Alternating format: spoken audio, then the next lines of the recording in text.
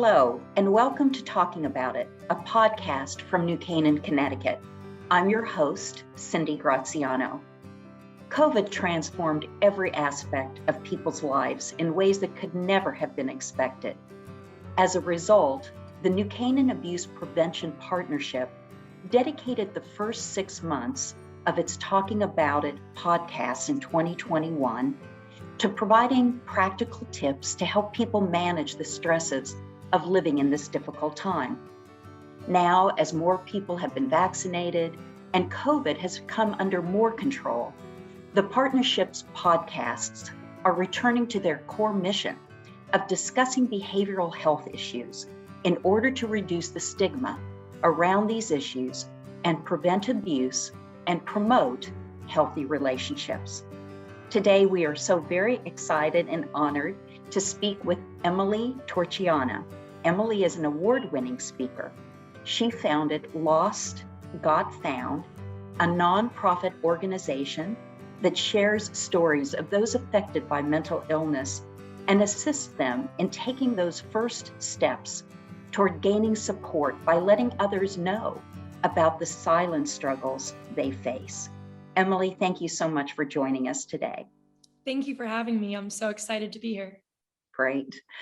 I think a good place to start, Emily, might be just at the beginning. Perhaps you could tell us a little bit about those early years of high school and how it really shaped you and perhaps even motivated you to begin to think about the stigma around mental health.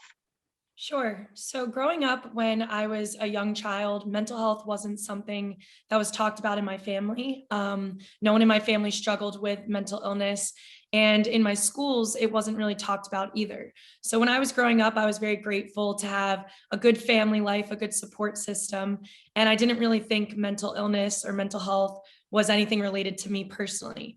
When it came time to get to high school, though, I started to struggle with my mental health, and I didn't realize it at first because I didn't have that background knowledge of mental illness and being educated on it. I went in that first day of school being completely insecure, very shy, and not myself, which I think is pretty normal for high school for everyone. But over time, I realized more and more that I wasn't feeling like myself. I wasn't feeling like I was confident. I didn't know who my friends were. And within the first few months of school, I did develop a friend group at my high school. And so we started to hang out. They invited me to different parties on the weekend and I would go. And it became to be New Year's Eve of my freshman year. I went onto Facebook, and what I saw was there was this Facebook account that was created. It was completely anonymous, so I didn't know who started it, but it was made to completely make fun of me and share things about me, share rumors about me, terrible comments like you're ugly, you're fat, you should go kill yourself. I just didn't know who to tell because I didn't want my parents to see it and freak out. So I just kept it all inside. So this cyberbullying that was happening, I wasn't aware that I was a victim just because I hadn't learned enough about cyberbullying and mental illness.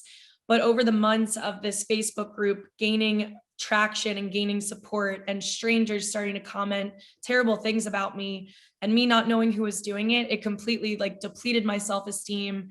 I didn't know who my real friends were at school. And then I found out that the group of girls that I had become friends with was the group that had started the account. So that was a really big hit to myself as well, because these people I thought were my friends were the ones that created this and never really wanted to be my friend. It was all a joke to them. But this profile that started out so small gained so much traction and completely ruined my reputation and completely ruined the way I viewed myself. And so during this time, I did share with one person that I was struggling with this, and it was my best friend, Julia, who was a year younger than me. So I was a freshman in high school and she was in 8th grade at the time. And I shared that there was this account. I didn't know if I should tell my parents because there were rumors about me saying I was sleeping around with all these guys. And at this point, I had kissed maybe one boy in my life. So all these things were being said and I was so confused. So I told Julia and she was like, you really need to tell someone what's going on. This is not okay. And you need to share this with your parents or the school. A week after I shared that with Julia, I got a phone call from her mom saying she was being airlifted to the Children's Hospital of Philadelphia. They had found a malignant tumor on the back of her brain. So it felt like this one person that I had kind of taken off this mask of acting like everything was okay, was now fighting for her life against cancer. Meanwhile, I was contemplating ending my life. So it was a really difficult time for me because not only did I feel like I had to suppress everything I was feeling, but even more so now with Julia struggling with cancer, because I didn't want my parents to think there was something wrong with me, that they should focus their time on me. I just felt like a burden because what she was dealing with seemed like such a bigger thing. So unfortunately, a year later, she lost her life to cancer. And that was the day that I attempted suicide. And it was like the darkest time in my life because I hadn't reached out for help, and it had just gotten to be too much where I just felt so alone.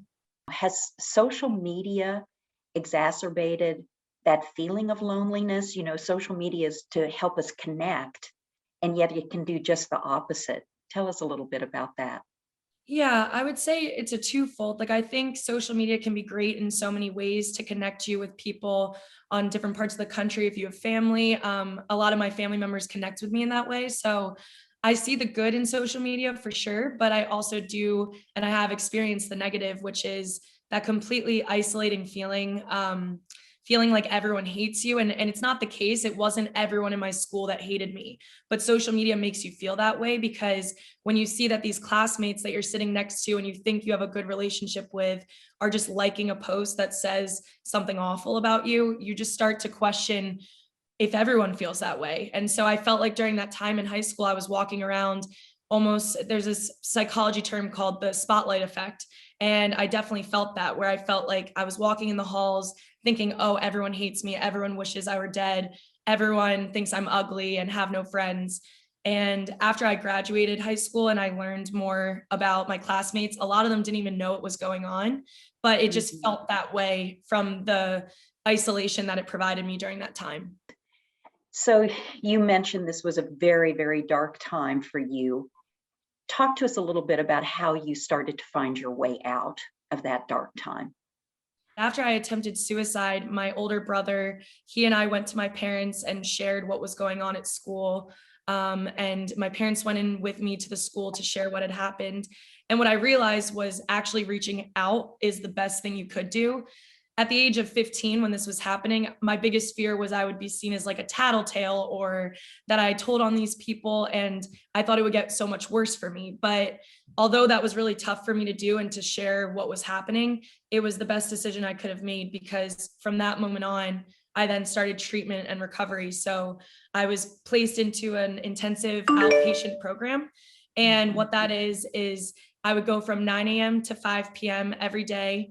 And it was as if I was going to a school day. So I would go to art therapy and individual therapy, group therapy. And I was surrounded by all these kids my age who had suffered with different mental illnesses. No one had the specific story that I had, and I didn't have the specific stories they had, but we all shared this common theme of feeling alone, feeling like we didn't have support, and that almost brought us all together. So I actually felt like for the first time I could be related to by these kids my age. And that was the first time I didn't feel alone since I had started high school.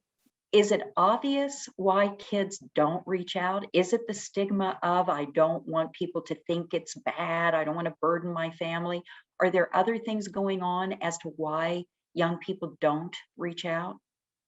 So in my situation, I was like, okay, I'm being cyberbullied, but someone over there, their parents just got divorced, and I can't imagine how difficult that would be. So I think Mm. it's that you think that you should be able to handle it all on your own and think that you're weak for reaching out for help. But I do truly believe that the most strength you can show is to admit that you need help and to seek out that help. Were you given a disorder or mental illness diagnosed in a certain way at that time?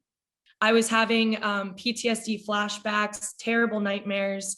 And at school, it was interesting because if I saw that two students were whispering in the corner of the hallway, going back to that spotlight effect, I automatically thought, oh, they must be talking about me, and getting this severe anxiety when they probably weren't even talking about me. But the PTSD symptoms made me feel that way. So it actually made me feel less alone, knowing there was a reason of why I had been feeling this way, and it was called PTSD. And at the same time, I was shocked that cyberbullying could cause this disorder. So disorders can be either biological or environmental. And so mine was diagnosed because of my environment through the cyberbullying. So, as you've gone through this journey, now we're through high school, and it sounds like you got the support, you got to be better educated on what was going on and understanding it a little bit, and you go off to college. So, tell us about your overall experiences at college and how it reinforced your confidence. So I really didn't share with anyone outside of my therapist in college, my freshman year, any of my history with the suicide attempt or the outpatient therapy or my friend dying, because I didn't want to be labeled again with the stigma as, oh, that girl is like crazy or she's psycho. And that was the way I felt. So I just wanted to keep it all inside and act like I was this confident, outgoing girl. So my sophomore year, my counselor asked if I wanted to share about my story on the campus. At that point, I was student body secretary. So her thought process was, if we have someone that's involved on campus sharing about their mental health, then maybe others will feel comfortable sharing about their own. So I decided to do it. And an email was actually sent to the whole school and all my faculty that I'd be giving this talk. And I felt this mask of hiding that I was okay just completely coming off. And I was really scared. Again, going back to that stigma of mental health, I was like, what if all these friends I have are now going to think I'm crazy? But that day, the room was filled with people. And I really didn't take that as a compliment to me, but a compliment to the fact that people want to talk about mental health and people relate to the topic, but everyone's kind of scared to talk about it. So after I'd finished sharing that day, there were a bunch of people that were waiting to talk to me after and share about their own stories. And it was the first time since the outpatient program that I realized I wasn't alone, and I don't have to be in a treatment program to notice that. I can be with my classmates or girls in my sorority sharing their stories. A guy on on the basketball team at school shared his story. And it was these normal looking people that I realized, like, mental health isn't people that are just crazy. It's people that are in your everyday life and they're just struggling with these really real things. So from that day on, I started to share about my own story at different schools locally. And I'm just very grateful that over time it started to spread around the country where I could start speaking at schools. Because my goal is, with every time I share my story, I want that child or that teenager or that student that felt the way that I had felt to know that they're not alone and that they can get the help that they need. Right. Well, and it just goes to show what you've underscored as well, is that this is a journey. It isn't a chapter and then you're done with the book.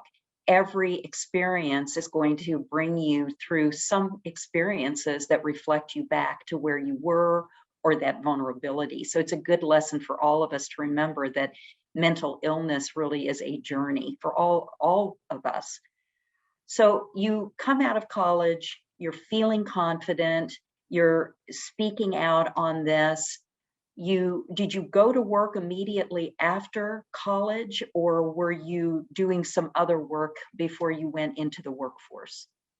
So my senior year of college, at this point, I had been speaking at different universities and high schools.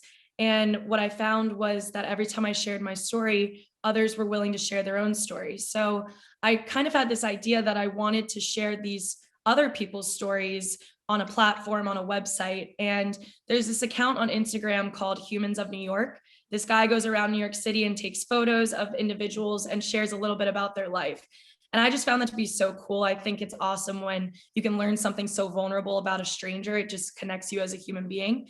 So I wanted to take somewhat of that idea and inspiration and cater it towards mental health. So I started to ask people on my campus if they'd be willing to have their photo taken by my friend who's a photographer, and then that they would be willing to share their story with me and have it published on this platform that was my website at the time, as well as on Instagram. So it felt like it was just naturally gaining this traction of more and more stories of people willing to be vulnerable and share. And so it stopped from just being my college, but to the Charleston community. Then it started to be other communities in South Carolina. Then other cities wanted to share about their stories. So they were submitting their photo rather than having us take it for them. And then it became other countries. People were somehow finding this website. I'll never forget, this guy from Indonesia was like, we don't talk about mental health in our country. And I'm so thankful there's an organization where I can share my story with the world. So I started to think more and more of how to turn it into something that could help people even more, hopefully. And that was what I created, was called Lost Got Found. So it's a nonprofit organization now. We still share stories on our website, and it still has the photos of everyone to read their stories and see how they reached out to get help. But we also educate in schools. And so there's a way that people now can donate to the organization knowing that their money is going towards education about these topics. So it sounds like all of that was moving along well, and you were finding a purpose and a journey. And then you had a horrific experience again. Will you share with us then what happened? So the year after I graduated from college, I was living in Philadelphia, back home with my family, saving up money to move out to Los Angeles at some point. And I was out one night with a friend. We had gone out to a bar and we had been drinking, but someone unfortunately roofied my drink at the bar. And I was taken back to the college that that student went to school at, and I was raped. And so the next day, waking up, I just felt like I had gone right back to square one. And I felt like such in a dark place. And I hadn't had those feelings in so long, since high school. So I didn't really know what to do. I was feeling like I didn't want to reach out for help. And I didn't want to tell my parents what had happened, because I, again, felt this shame and burden to tell them.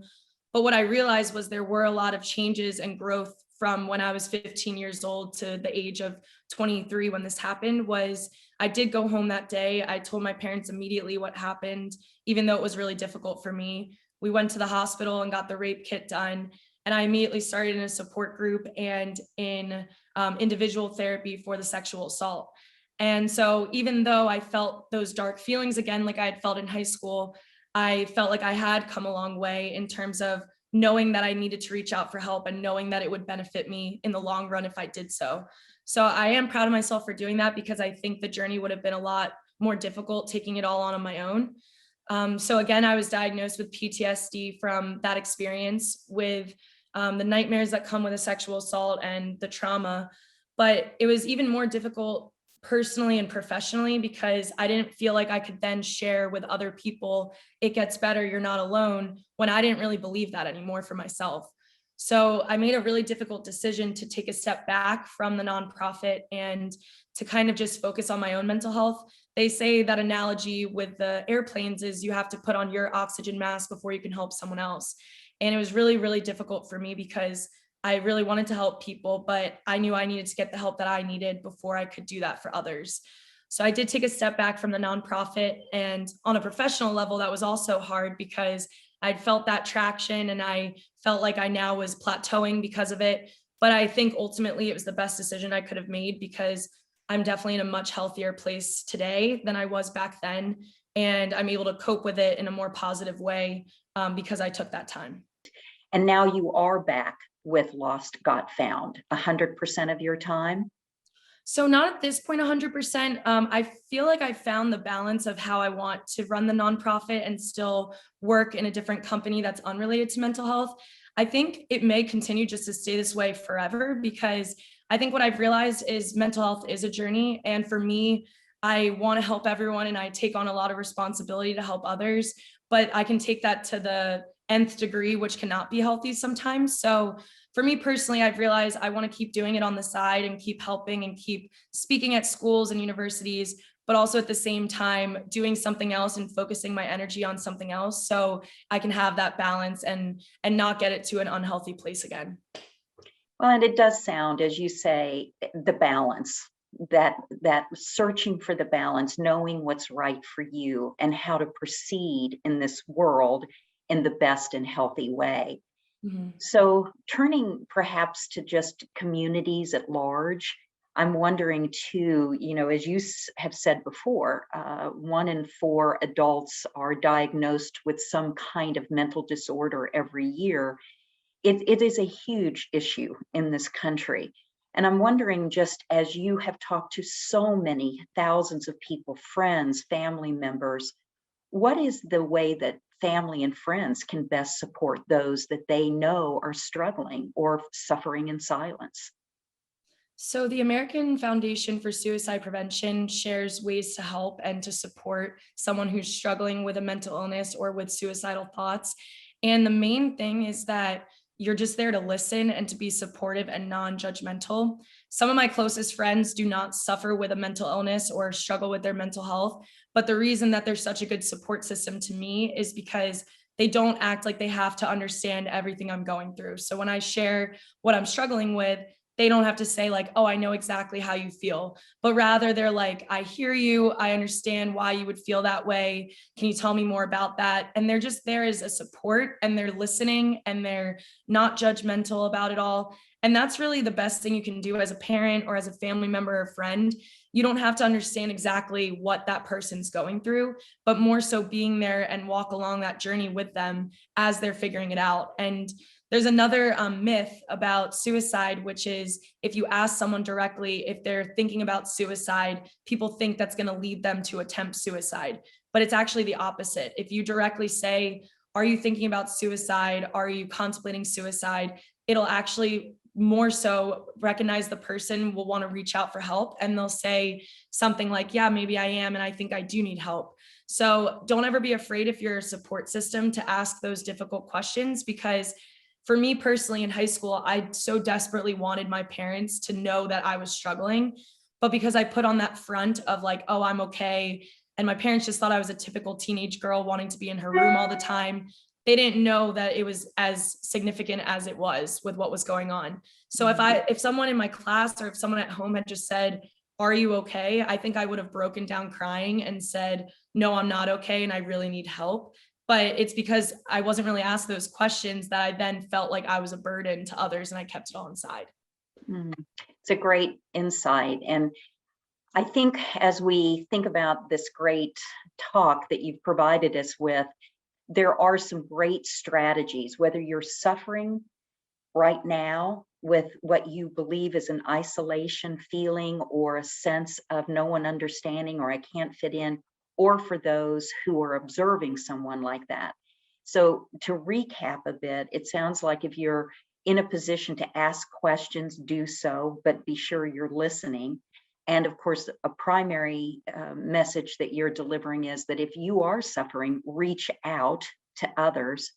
Are there 3 or 4 other really good points that are critical for anyone listening today that is feeling isolated, lonely, fearful?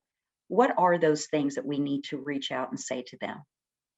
Well, the first thing I wanted to touch on before answering your question was, I think also if you're a support system to someone that's struggling, don't take on all of that on yourself as well. I think what was difficult for me in high school was I didn't want the help at first. And so the person has to want to get the help themselves for the support system to be able to help. Because a lot of times in my talks, I'll have students come up and say, I know my friend is struggling, but they're refusing to go seek out help. I don't know what to do. Or a parent will say, I've tried to put my child into therapy. They're not listening to it. They don't want the help.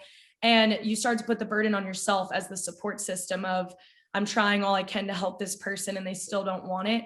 So it's a very hard pill to swallow, to understand that the person has to want to get the help. But you can just continue to be there as a support system and to continue to say, I'm here for you while you continue on this journey. But you can't force someone into it. So they have to want it, and don't put on that burden all on yourself if you are the support system. First and foremost, I would say, and I know that you shared this, therapy is number one. If you can afford therapy or you can find it through your insurance or free therapy, I think that is the ultimate part of recovering from a mental illness or dealing with it in a positive way. I would say joining different organizations or getting involved. There's all these different coping skills. One category is physical, and one is being more attentive and meditation. One's spiritual. There's different categories. And so each person's different. I can't say exactly what would help every single person, but for me personally, my physical health really helps my mental health. And then finally, I feel like even if you're not reaching out for support for your mental health specifically, just reaching out in general, not isolating yourself. And if you don't feel like you can share with your family members or friends what you're going through, there's all these different hotlines you can reach out to. After the sexual assault, I reached out to RAIN. It's an organization that's 24/7 support and confidential. they're the ones that got me in contact with the hospital for the rape kit, and they got me in contact with my support group. So even if you don't feel like there's anyone in your life specifically that can help you, there are always other individuals that are there to help. Great. Well, we appreciate so much you taking time, Emily, out of your very busy schedule to share your really incredible journey and the journey you continue to stay on, and the need for all of us to continue to talk about it. Your thoughts around how, whether you're sad or fearful or lonely or struggling in some way, that you're feeling left out, they're really life-changing for people who are listening. And we appreciate you and your work and your vulnerability and your nonprofit to help break the stigma of mental health discussion. So thank you so much for being with us today. Thank you for having me. And the way that I like to end all my talks, if you wouldn't mind if I could end Please. my last statement with this, is so if there's anyone listening today and you are struggling with what I've gone through or the other individuals that have shared their stories have gone through, I just want you to know that you're not alone and that you do have a purpose. You're alive for a reason, and nothing would be the same if you didn't exist. It's not weak to ask for help. It takes strength to realize that you need help. And so I hope that you'll do that if you're listening today. Thank you. Thank you so much, Emily. And to our listeners, if you or anyone you know needs to talk to someone right now, you can text HOME, HOME, to 741-741, where there is 24-hour support. Talking About It is a community production from New Canaan, Connecticut, created by the New Canaan Abuse Prevention Partnership, Dee Dee Bartlett founder, and dedicated to preventing abuse and promoting healthy relationships. Hosted by Cindy Graziano and produced by Robert Doran, the series is supported by the New Canaan Community Foundation and more than 40 organizations in the New Canaan area. If you or someone you suspect is in crisis, call the National Domestic Violence Hotline at 1-800-799-7233 or the Suicide Prevention Hotline at 1-800-273-8255. To learn more about the subject discussed today and resources on all our podcasts, visit our website at talkingaboutit.org. The series will be broadcast on YouTube, talkingaboutit.org, major podcasts such as Spotify, Apple, Google, or wherever you listen to your podcasts, and on New Canaan Public Access Channel 79. We'll be back next month with a new episode of Talking About It.